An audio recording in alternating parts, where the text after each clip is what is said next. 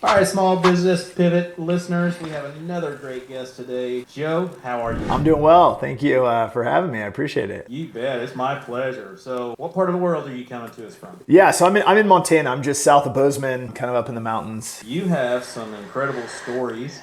If you were to describe your life today after all the things you've gone through in your life, Today I'd say free. And what I mean by that is, I've gone through every trial and tribulation that people do, and especially amongst the entrepreneurial journey. I've failed more times than most people have started. And, I think one of the biggest factors to creating freedom is the ability to get out of your own way, but also be fearless in the idea that you're going to fail. Everybody is going to fail. You're going to fail a lot if you're an entrepreneur, if you're building a business. So for me, freedom was what I was after. It always has been. It's just changed context. Now it's very important to have time freedom. For me, time freedom is everything. The financial freedom was the reason I started businesses. I wanted wealth. I wanted to be able to do that. So, once you start making money, now it's how do you buy back your time? Because time's the thing you can't get back. Money goes so far, but time is the one thing that, if you had no money, but, you were on your deathbed, all you'd beg for is more time. those are very valid points. Freedom of some capacity seems to be kind of the overwhelming response of most people that have done it for a while. For sure. So, Yeah. Yeah. but we know, I believe it was Darren Hardy that said we all come into this world naked and afraid. So we all kind of had the same opportunities growing up, but some of us, we grew up with a little more trials and tribulations. Sure. Did you have any things that may have been set back for you, like mindset wise? Oh, for sure. I'm interesting you asked this. We've had conversations just recently, just in, groups of people and with friends and so forth. And a conversation that keeps coming up is, how were you raised? Like, what was the conversations that were around your household? And one of them for us was always, we can't afford it. And so for me, I don't know that my children have ever heard me say that, because when it's, well, how do we afford it? That's the difference. It's that simple shift, right? Everything was money scarcity as a child for me growing up. We didn't have money. My parents weren't middle class. We were lower middle class, if you want to call it something. We weren't dirt poor, but we weren't getting new shoes all the time. If I wanted basketball shoes, you got to figure it out, right? Like, we're not getting new basketball shoes. You can use the ones you wore last year. And it's like, but my feet grew. My feet grew. What am I going to do? So, it wasn't the easiest thing, but by no means was I like dirt poor or anything else. But what could have caused me to become dirt poor as an adult is the message that was instilled in my mind around money. There was the negative context about the wealthy people. There was the negative context around money and greed and all of that. I believe that just comes from a place of lack, right? When you have a lack mentality, when you have a scarcity mentality, everybody else is out to get you. And so I think, that was probably the biggest hurdle to get over, because even when I started to make money, I could almost instantly sabotage myself into losing. And so getting over that took a lot of time. It took a lot of effort. It took a lot of financial resources to learn. I hired coaches. I went and sought everything out that I could to try and improve my own mindset around money. And once I was able to do that, then it was off to the races. Did you raise, or were you raised with the mindset of also, we don't talk about money? Oh, I knew nothing other than we can't afford it. I didn't know why we couldn't afford it. I mean, I could see it on one side, right? I had a dad who was a failing entrepreneur. Nothing ever worked for him. It was constantly electricity bills not getting paid and the power's off, all of that kind of crazy stuff. My mom's house, my mom was a waitress and my dad was a police officer in one of the lowest paid forces in the entire Western United States. But I didn't understand that. I just knew that we had parents who they loved us. We weren't lacking in love or anything like that. But like, it was always, I can't afford it. We can't afford it. We can't afford it. I want to say we went on one vacation my entire childhood with my mom's house, but it was one trip and that was it. I think I was 9 years old and that was the only one we got to go on. You might be my brother from another mother. our lifestyles sound very, very similar. Lower middle class. I know for our family, we didn't have money for this. We didn't have money for that. Right. We wore each other's hand-me-downs. Yeah. Oh yeah. We also weren't allowed to talk about money. Like, it was kind of rude to even assume how much money somebody had, and so that's why I kind of. What was interesting interesting was the conversation around other people's money was okay. You know, if somebody had money, it was okay to talk about them. Yeah. You know, something that I figured out early on was I got invited to, I grew up in Northern California, which is kind of the foothills of the Sierra Mountains. And where my mom was down in the Delta, you know, outside kind of the Eastern Bay Area. And a friend's dad, and I would have never guessed it, but a friend's dad invited me to go to an A's game with him when I was a kid, a baseball game. They were huge baseball fans. He was one of my baseball coaches at one time. And it was the middle of the week. And you know, and I'm like, he doesn't work? Like, he's not working? And then after a little bit of time, I figured out, well, like, he happened to be the wealthiest guy in town. He owned companies. And then my correlation became, well, I want that. And that became like, I want to be that guy when I'm older. I want to be the dad that got to take his kid to a baseball game in the middle of the week. Because my parents couldn't do it. You know, nobody else's parents were doing it. So, you know, and it was very obvious to see, even as we grew up and we became teenagers, you could see his influence if he walked into a room. I want to be that guy if I'm going to choose to be something. Very much shifted. I realized that owning businesses, being an entrepreneur was the way to what looked like freedom. Yeah, I love that story. And anybody can be successful. So you got out of the house, you went to college maybe? Well, I went to college for a bit and then I dropped out because I wanted to build a business. I went to school and the only reason I wanted to go to college because I thought I was going to play basketball. And then, you know, when you realize you're going to sit the bench for 4 years, it's like, yeah. So I ended up leaving school after my sophomore year and decided not to go back. I figured if I ever wanted to go back and get a degree, I could. But I ended up leaving school to go start a business. And 2.5 years later, I sold the company, not for a lot of money, just probably way less than I could have sold it for if I knew anything. But I was in my early 20s. And I was, an idiot. But it let me then get into investing in real estate, which then I thought I was going to be a hotshot real estate investor until I learned about market cycles. And I got, caught in the 08-09 market cycle dip and I lost everything. And then I got to start over from scratch again. I definitely learned. But yeah, so I went to school for a quick minute, studied, had some fun, played a little bit of basketball, or practiced on the practice squad, but didn't play. And then... you got some pine time. Yeah, definitely. Yeah, that plastic chairs. And then that was it. And then I just started, it was like my entrepreneurial life started at that point. I couldn't stop. Even with a failure, even with losing everything, I still just couldn't stop. It's who I am for sure. Take us back to that first business, because I know that we have listeners that are considering starting a business. And of course, I remember starting mine over 2 decades ago. The fear of the unknown.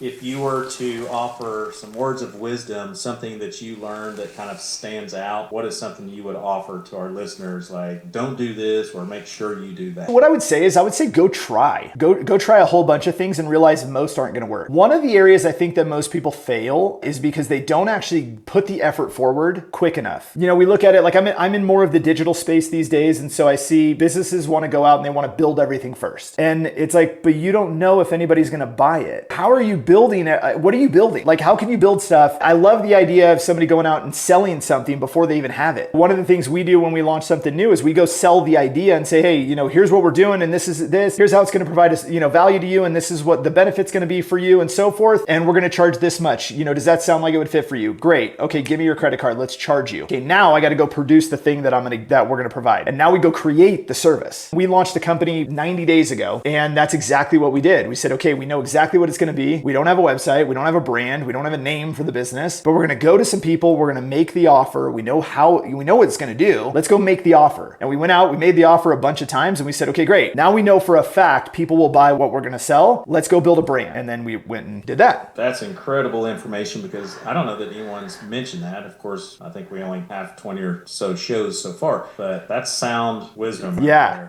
There. Yeah. And sure there's an audience. Yeah. And a lot of people, they'll call it like an MVP, as an example, a minimum viable product. And you can get to that point, but why waste any time whatsoever without knowing for a fact? There's I think it was Tim Ferriss says, it's one thing to ask people if they would buy. It's another thing to ask them to buy, And so if you've got a product that you're going to sell, ask somebody to buy the one that's in your trunk. Not, does this sound like a good idea? Because everybody will tell you it's a great idea. I love on Shark Tank how, I believe it's Mr. Wonderful that always says this, like, take that behind the barn and shoot it. Yeah. But everybody wants it. And he's like, who? Yeah. My aunt and my cousin. And he's like, that's right. Well, they're definitely not your customers. So how would you know? Yeah, that's huge to me. Said, so you lost everything. Does that mean you filed bankruptcy? Or? No, but I mean, I had no money. So multiple times I went down to zero or close to zero, multiple times. One of them I went negative about $250,000 in debt. You know, for a lot of people, that's enough to choose to file bankruptcy. I decided to hold off and maybe not. I had an agency, had a business partner. Business partner was in charge of business development. We lost two of our biggest clients who were equated about 40% of all of our top line revenue within like 10 days, 2 weeks or something. So major blow. But the optimist in me, which is the reason I'm an entrepreneur, is we're only a couple clients away from being back to where we were, right? And, keep everybody around and just, it's okay. Pay things with debt. And I racked up debt, making sure we were paying payroll, making sure everybody, was going home with paychecks and all of that. And then one day it came down to, there's nothing left. We ended up letting everybody go pretty much all in the same day. The challenge was, and I don't even know if I've ever told this part of the story before, is that my business partner at the time decided to let everybody go before we actually had their final paychecks ready, which at the time I was in Northern California. In California is a huge no-no. Like when you let somebody go, you have a very short window, I forget what it is, 24, 72 hours to pay everybody. And I was like, well, we're like 2-3 weeks, we're a hot minute away. And so then that led down the complaint with the state, and it became like, it got uglier than it needed to get, but he blurted out, we were letting everybody go. And I walked into the room and he was already telling everybody. And I was like, oh shit, like this is bad. You get through that, and then all of the hell starts to kind of calm. And then it was okay. I got to get back to work. Like I got to figure out what my next move is. Like, how am I going to, rebuild myself? I followed the advice that somebody had laid out for me, which was essentially choose one thing to do for one niche and do it better than everybody else. And so I did. And I chose, at the time I was in the marketing space, and, my agency was what we were closing down, but I knew that I had something really, really valuable for one niche. And at the time it was the wedding industry. I had one client who was a wedding venue. We were killing it for him, better than anything that I could imagine that we could do for somebody. The advice that was given to me was, if you were sitting with your family on a Sunday and every single client called you, who would you pick up the phone for? And I was like, whoa. And I'm like, nobody. Well, except this guy. And that one guy was the one that I decided that it was that industry. He was a wedding venue owner. And the only reason I thought that is because he wasn't going to complain. Everything we were doing was just amazing. That's what I decided to do, was take the one strategy that I had, run it in that industry. We went and I kind of put together, my plan on how we're going to execute and how we're going to win. And we went from, essentially one client, almost zero to 109,000 a month in revenue in 4 months. Excuse me. Wow. So, essentially zero. It was $3,000 a month. It was like $3,000 a month to 109,000 in 4 months. And then 4 months later, we doubled it. And I realized at that time that I was onto something with the methodology and the framework that I was using. And I said, well, if I could do it with this, I could do it with anything else. And so then we replicated it in another business. And then, so now we're on to 6 companies that we own. All of them are over 7 figures. Congratulations. Thank you. So, yeah. I know there's a lot of listeners thinking these questions. Business owners ask me this. Yeah. When do you know? So for instance, do you think it was optimism that led you to keep going, or was there something termination? Well, what else am I going to do? Exactly, yeah. That's literally my, it's like I can always go get a job. Like, it's not going to be ideal. I can always go get a job, but like, that's not what I want. And I know that I'll suffocate. Like, I won't be able to survive. That's not who I am. And so it was a matter of getting in alignment with where I wanted to go, and then just kind of realigning the stars essentially and saying, okay, like here's my path to the North Star. I've got to do these things. I've got to get through, these milestones. And if I do, I'm good. But what I had to have was a process. I had to have a framework. I had to have something that I could actually follow, that could be replicable, that it wasn't just me doing the work. It wasn't just me doing everything. And I think that's where a lot of people, if they get into trouble, they put everything on their own back, everything. And it's like, well, that's the worst thing you could do. You should be, in those moments, you should be creating leverage, figuring out so that you could do the one thing that's going to generate the most value for the company, which typically is sales, which is typically revenue generating activities. And so that's where I put my focus. So you had a plan. I had to, yeah. And I mean, here's the thing. Was it my plan? No, it was plans that I stole from every other person that has succeeded before me. I believe in not reinventing the wheel. I believe that, I think as Tony Robbins says, success leaves clues. Stop trying to do things yourself. Go find somebody who's already done exactly what you want to do, and then just copy their stuff. Like, it's not that hard. Yeah. Learn to earn, as I always. There you go. Yeah. What did you do for income? Did you do side hustles till you figured that out? I mean, what was that process like? Gary, especially if you have a family. Well, it was only 4 months. It was 0 to 109,000 a month in 4 months. Now, mind you, I'm $250,000 in debt at this point, paying off a ton of debt. And so, the conversation with my wife is that I'm going at this again. It didn't end well. I have all of this that's not good. We're going to have to chip down on this. So we're not going on vacation. We're not going and buying anything new. We're not let's get through this. But I think it was 6 months in, I was completely debt free, literally everything.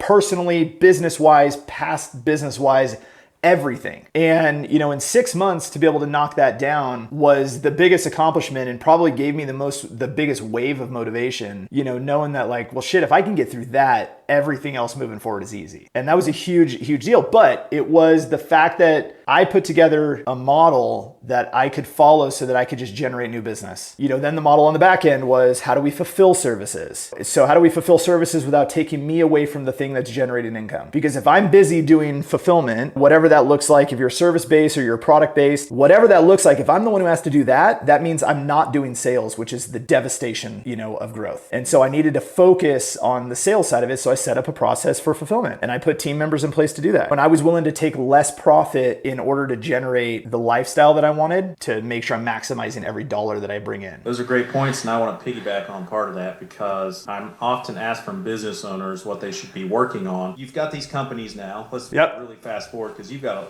several companies. What is it that you do? How do you help people?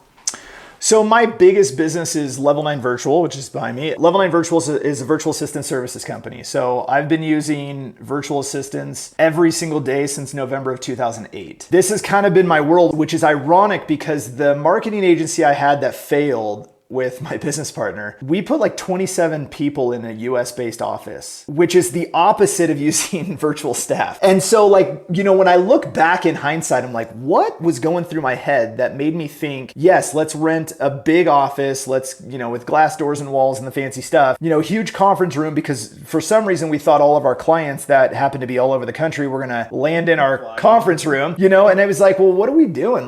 I have no idea where I'm was I watching too much Gary Vaynerchuk or I don't know what was happening, but I went down this road and I'm it was so against my character of who I'd been for the past, decade. So it was really bizarre how that ended up playing out. And it was almost I had to go fail that to get back to what I really wanted. So I made the commitment. I said, look, virtual staff only, nobody in an office, I'll do my business again. Here's how I want to operate my companies. And so Level 9 Virtual came second after I relaunched an agency in the wedding industry. This was the one I said, well, hold on a second here. I could turn that into a business that seriously scales. And so when we launched the wedding industry agency, relaunched, I guess, we had quick success. And, 8 months in, it was hold on, I can do that with this. And then that company exploded. And that was where everything, really, really hit on all cylinders. And the company, I understood exactly how the company should operate. Then I was able to take and go, okay, now I've got this amazing team of people running 2 businesses. Well, we can just play in other arenas and we can do something else. And, then I had this idea for a campground digital marketing agency.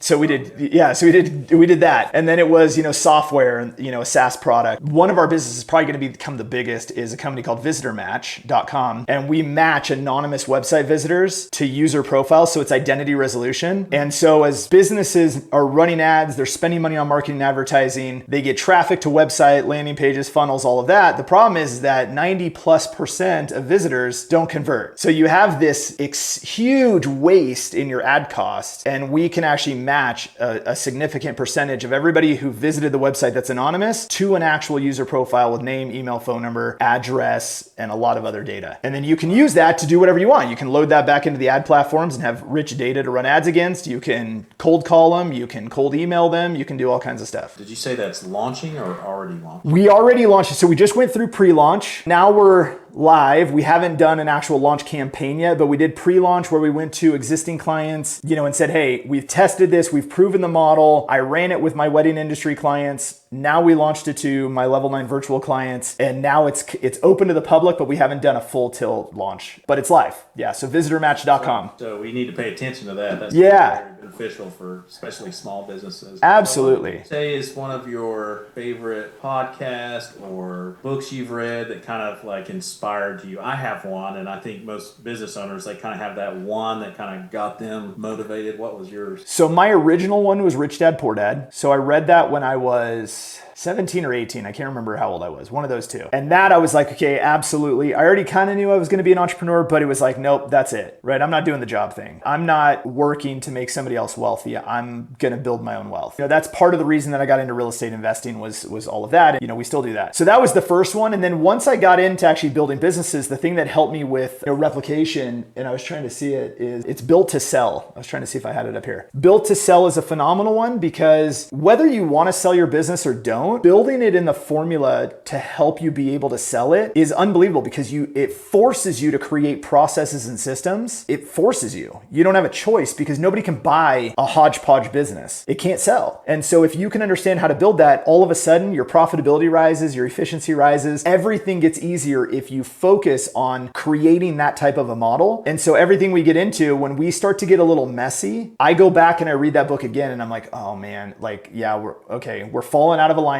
We need to be able to sell this thing in an instant. And so one of the things that always runs through my head, and my wife tries to remind me of this, what happens if Joe disappears? What happens if Joe dies? She's not going to operate the companies. So they're going to need to be sold. And if we already have them positioned, worst case scenario, devastating circumstances, my family's taken care of because these can sell instantly. And that's super important to me. Absolutely. Yeah, that's, at the time of this podcast, some of our older folks, the 60 plus, are probably wish they would have read that book earlier. Oh, yeah. We have a lot of them come to us where they've done the 10, 14-hour days. They miss their kids' lives. So their kids don't want the business now. They're like, yeah, they're going to miss out on their kids' lives. Correct. They can't sell it because it's not worth anything without the business owner there. So highly encourage listeners to get that book. And so what book is it for you? Well, one of them is The E-Myth. Yeah, there we go. Which is similar. Yep. Kind of shares the story of what happens when you don't do systems and process. I'd say that's probably one of my biggest ones that I'll refer back to. The one that really got me inspired for those, so I was not a studious person. For those listening, they know that. I talk about it often. And the one that really kind of kicked my butt in gear was Darren Hardy. It's called The Compound Effect. Okay, and it talks about the little things. Do those little things. Yes. Every day. And then big things happen. Absolutely. Compound effect. So yeah, I like that one. I haven't read that. And so I read that. It's kind of for your basic non-driven type person that doesn't like to read. It's a good, easy read. But that's the one that really got me inspired. And now I love to read. Listen to podcasts. Learn to earn, as I always say. So what's probably one of your biggest pivot moments? What did you learn from it? Ooh, pivot moments. I don't know if it was the biggest, but a pivot that I've been able to draw back to was the very beginning of COVID. 2020 hits, and now it's interesting because it's 3 years ago, which doesn't seem like it's that long, but the number of things that have occurred in the past 3 years is pretty remarkable. But I look at like kind of the beginning of 2020 in late 2019, I have a buddy, and I'm a partner in some wedding venues with the guy that actually gave me my first shot in the industry. So I've been able to partner in businesses with him. And one of the things is he's a prepper. And what I mean by that is, like rooms full of food and silver and everything else, right? Like he's full tilt prepper. He's always evaluating the downside of almost every circumstance and how you can prepare for if things go bad. So things like being economically responsible, having cash is kind of a good thing. And a lot of businesses think reinvest every dollar back into your business. And I'm like, hell no. Like create a safety net and then reinvest some of your business, back into the business to grow it. But there are zero circumstances where you should be giving every dollar you earn back into your business and barely getting by, because as we're seeing right now, the economy's shifted. It's not in the greatest, circumstance. What are you going to do if 20 or 30% of your clients stop paying you? Most people can't do anything about it. They literally don't have enough to survive. And if you're a business that's doing $250,000 a year or $500,000 a year, success to a degree, but I hate to break it to you, that will disappear like vapor. It is not enough money to actually survive a market downturn. And we saw it happen in 08 and 09. we saw it in the beginning of COVID. And so what happened with us is we were servicing a lot of marketing agencies in my virtual assistant company. These companies that looked like their social media profile, they were hot, heavy hitters. People believed they were hot and heavy hitters. I believed they were hot and heavy hitters based on how much business they were doing with us. Their credit cards declined so fast. And I was like, whoa, what just happened? And I mean, we're talking losing $70,000 a month in income overnight for us. And we went, their clients stopped paying them, they are stopping paying us. But I was able to pivot and go, hold on a second here.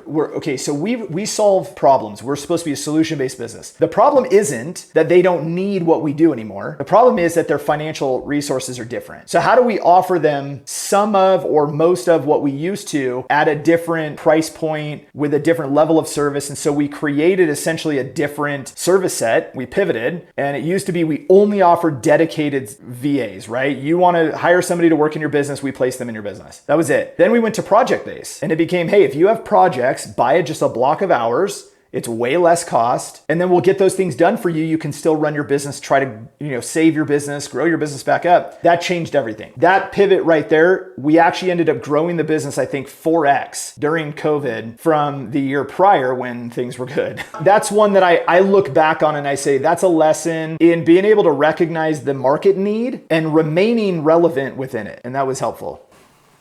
Yeah, that's huge. Being adaptable is critical. And I know for a lot of business owners, when we suggest something, they're like, well, it shouldn't be that way. Yeah. And I'll say, but it is. Yeah. Yeah. Adapt or close. Yeah, that's it. Yeah. And another thing that I always like to tell people is like, your opinion doesn't matter. The market is going to dictate what the market's going to dictate. The market's going to do what it's going to do. And, and we see that because, now we invest in a lot of real estate, and it's like the market's telling you something about the price of your property. And here's what I think it's worth. Here's what I'm willing to pay for it. And same in the reverse. Like we're trying to sell something and it's, hey, this is what the market's willing to pay us. The market's going to do what the market's going to do. And your opinion doesn't matter. Yeah, no, that's a solid point. And something else you brought up with the reinvesting into your business. So just from a coach's point of view that works with lots of business owners, some are millionaires, some are multi-millionaires. The ones that have the multi-millionaire, they're very diversified. They don't have just one business. But here's what I would challenge, because I love that, the 7 streams of income is like the common, everybody who's wealthy has 7 streams of income. They didn't start with 7 streams of income. No. Right? It's okay. Let's go down one path. Let's execute one thing. And even in my sense, I get asked on podcasts all the time, Joe, like you own 6 companies, like why don't you just focus on one and explode that one? And it's like, well, 2 reasons. Number one, that's not my personality. I like kind of controlled chaos. I like lots of stuff going on, but like I'm also a very process driven person. So I can put people in place to run those companies. My claim to fame is that with 6 companies that I own, I don't actually operate them. I am a strategic advisor and an investor. And so I get to set the vision and the direction the company's going to go. I get to choose to allocate resources, but my team runs the business. And so that's unique. But, everybody wants to say 7 streams of income, but they're unwilling to start with 1. And it's like, you can't create 7 if you can't even create 1. So get yourself, growing and successful and hire coaches and then build a successful business. Then you can go, okay, great. What am I going to do with the resources that come out of that business? Now I can go buy a building. I can go buy real estate. I can go buy whatever investment you want to make. I want to buy another small business that's complementary to what I have and so forth. Like there's opportunity then. So important tips right there. Yeah. Start with 1, and it goes all the way back to sell. Sell. That's it. You're never going to grow that 1 until you sell. That's right. Yes. Yeah. Revenue generating activities are the most important. Yeah. What is any final words of advice? You've been full of lots of them, but you got any hat tricks back there? Go fail. Like realize that actually here, I've said that one lately in a lot of interviews. Here's a different one. I think a different perspective is going to be that your income, the revenue you generate in your business is directly related to the number of offers you make to your audience. So this goes back to the selling. If you keep making offers to your audience, you're going to make money. Like you will. When you reduce the number of offers you make, and that could be like you're running promotions, and promotions don't have to be discounts, but they can be a launch. They can be, hype up a certain service and really promote it to your audience. But making offers consistently every single day, contacting your audience, being in communication with them, remaining top of mind, and giving people the opportunity to buy from you is going to directly relate to how much you actually earn. And I know that a lot of people sit back stagnant and they just go, okay, well, my offer's out there and now I'm going to sit and wait. It's like, no, you need to be aggressive. Go make offers, be present with your audience, and that will make you way more money. Amen. Because if you're not differentiating yourself, you're just a commodity. Correct. You're just like everybody else. You're just like everybody else. And then it comes down to price, right? Then it just comes down to, well, who's cheapest? You guys are all the same, so you're cheapest. Yeah. Excellent point. Yeah. So I'm sure listeners will probably want to get a hold of you. What's the best way to do that? Or Yeah. follow you? Yeah, so easy place to get a hold of me is at level9virtual.com. So level, the number 9virtual.com. My email is joe@level9virtual.com. Reach out anytime. Fantastic. Well, I appreciate your time. You've been very helpful for all of our listeners today. Awesome. Thanks for having me.